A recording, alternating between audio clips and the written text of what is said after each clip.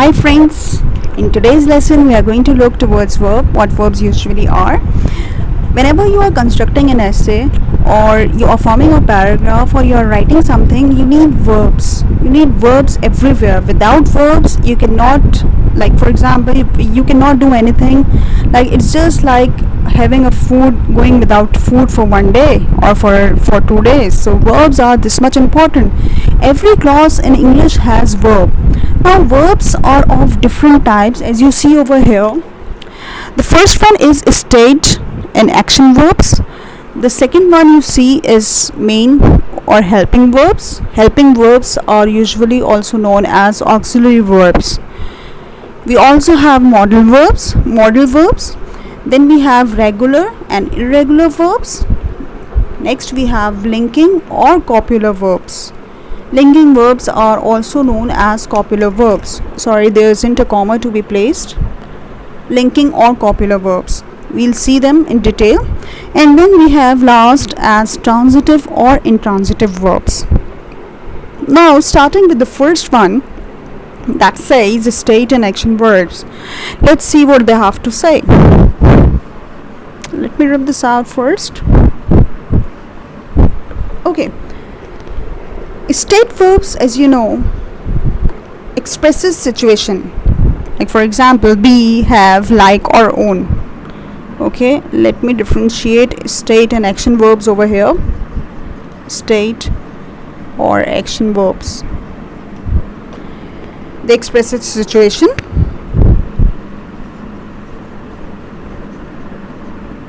Express situation. Whereas they show action. As the name says, they show action. Okay, they're expressing situation over here, like for example, be, have, like, or even own. If you are owning something, that's expressing some situation, so that's a state verb. An action verb, like for example, I'm writing, write, play, grow, scream, etc. See, they are all showing you some action. Okay, now let's take some example. For example, for state verb, I say I have a large family.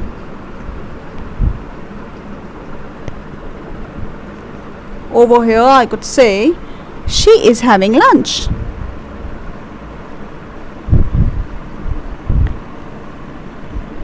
Now to tell you one thing, over here we cannot have ing form. State verbs will only have, like, be or own, but they cannot have ing, whereas when we are having action verbs, we need to add ing over here. See, it shows some action. What is she doing? She is having her lunch. So this is the action verb. But over here I am owning something. I have a large family. Since I own something, so this is a state verb. Next example, let's take another example. Like for example, I like drinking milk.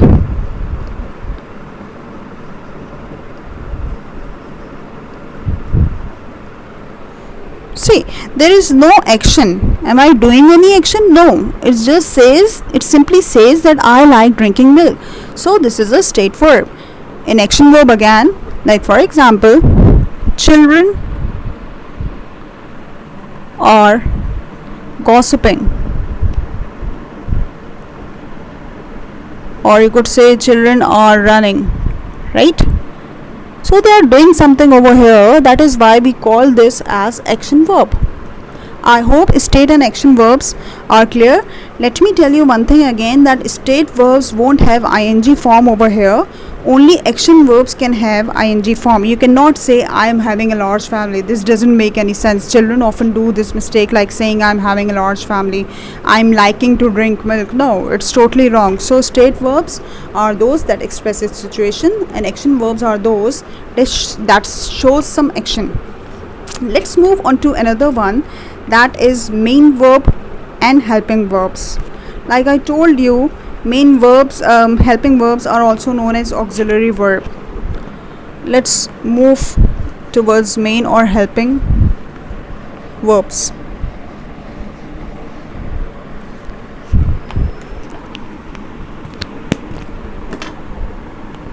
Main and helping verbs.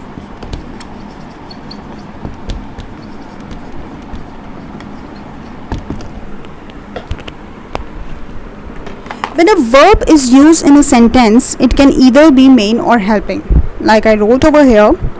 Like for example, let me give you an example. She is licking ice cream. Now we know we have double verb over here, is and licking. See, is over here is a helping verb or auxiliary verb. Why is it called helping or auxiliary? Because licking over here is a main verb, is a main form, right? This is a main verb. And to use the main verb, we have to use the helping verb over here. Without the helping verb, we cannot have this main verb over here. She is licking, like see for example, we have over here ing added over here, so it's very mandatory and necessary to use is over here as a helping verb so that a sentence can be properly constructed. Okay, be tense, we are using the be tense over here, that is. Also see, this is a positive statement. We could also have as she isn't licking ice cream, right? We could also have it as a negative, in the negative form. She isn't liking ice cream. Again, this is a helping verb and this is the main form, main verb, right? We could also have be form in the question 1. Like for example, is she licking ice cream? So we notice question mark to be placed over here. We notice that main or helping verbs can be used as 3 forms, that is a positive statement, a negative statement, as well as in a questioning form, that is a questioning verb can also be used. So we have come to know that is a helping verb. Also do, does, has, have, they're all helping verbs, right? Let me review it again. Helping verbs are used so that the main verbs, they follow the main verbs, and when you are constructing a sentence, you cannot have a single main verb in the sentence. If ing is used, you have to use a helping verb with it. Okay, I hope that is clear. Now let's move on to another one, that is modal verbs. Now what are modal verbs? I had written a modal verbs over here too. Now see, modal verbs are very simple. They can express mood in a sentence, they expresses ability, or they sometimes you don't have any permission.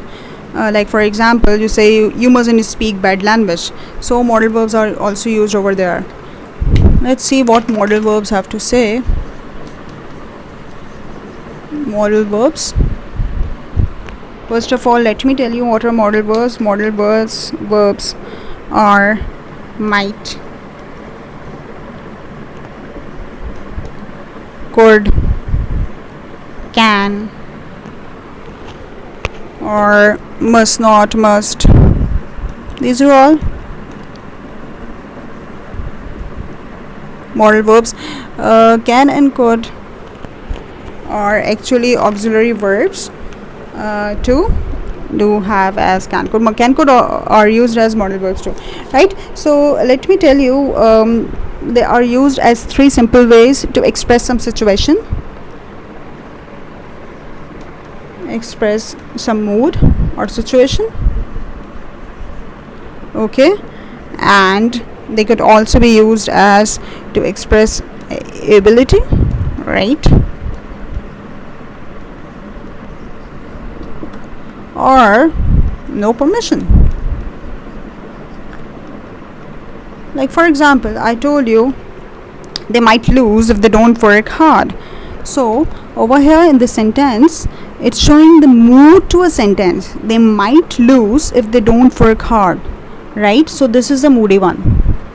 Then to express ability, for example, if I say I can cook food easily, or I can write easily, I can teach very easily. So I'm showing some ability over here. Modal verbs are of three types. They can express mood, they can express ability, or they won't allow you permission.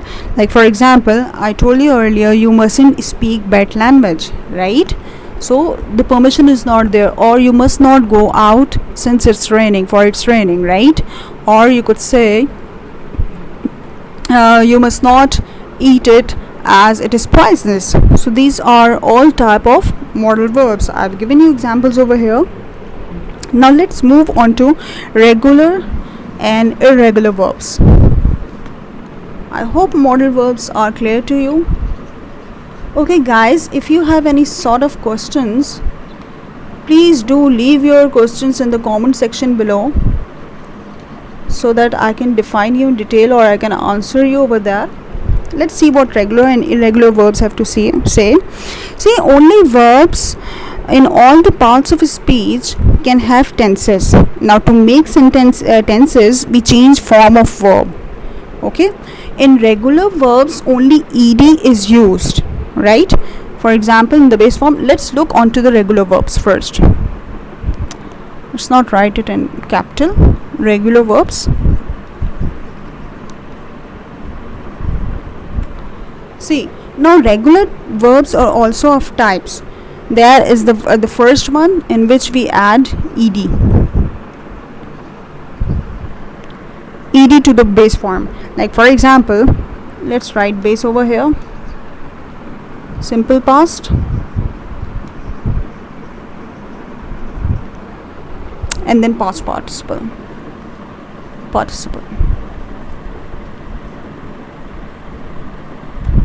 Okay, so for example, in base form we have arrive. So for arrive we have ed only will be added. See, there is a list of all these verbs. You can always find it in books, or you could visit various sites on internet and search for these. For call, we have called and called. Wait, waited and waited. You have seen the first form of regular verb, right? Now let's move on to another form that says if the verb ends in y, we change y to ed. Yed. If the verb ends in y, we change it to ied, right? Like for example, we have marry, married, and married again. So simple past and past participle would remain the same. Just if there is y added over here in the base form, we are going to change it into ied form. Or like for example, a study, studied, and studied. Let's not write anymore. Verbs are basically, it's a very huge topic. Let's move on. Now the third type is if it ends in e, we simply add d over there, right? So let me rub this. And I told you if it is ending in e, like for example, hate, like, hated, or hated, right? Like or liked. Let's rub e from here, and liked. So you have come to know the three forms. So like for example, we studied at his house together. Studied.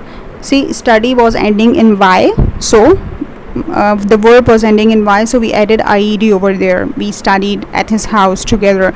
Or for example, have you finished your lunch?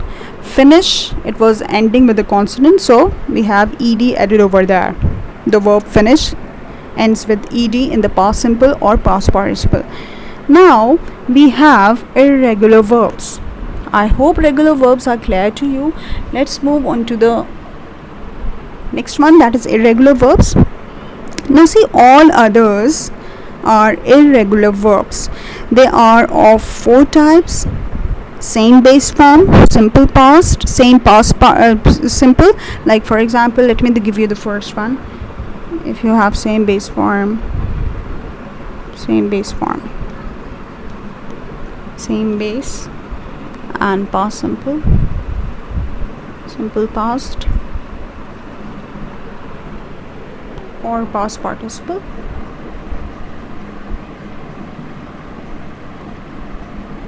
So for example, like you have cut and cut, cost,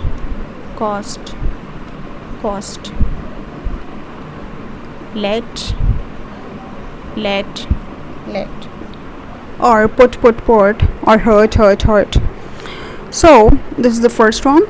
The second form is you have the same simple past and you have the same past participle. Like for example, buy, bought and bought, right? Or you could say leave, left, lose, lost and lost. See, there are so many examples: sell, sold, make, made. Then we have next as same base form and same past participle, but the simple past would change. Let's see a few examples.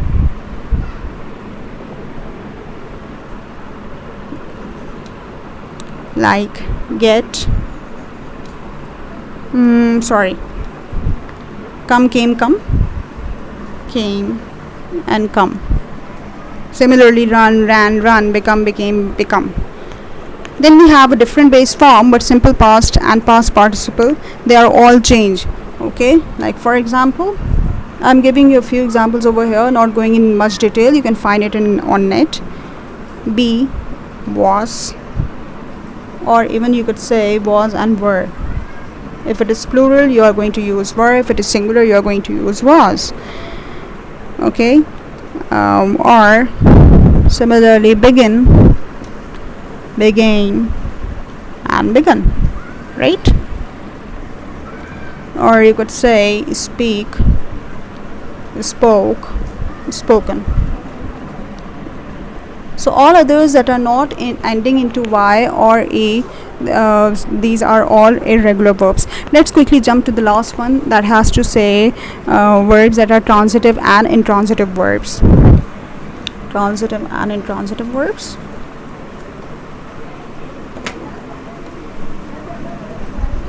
Transitive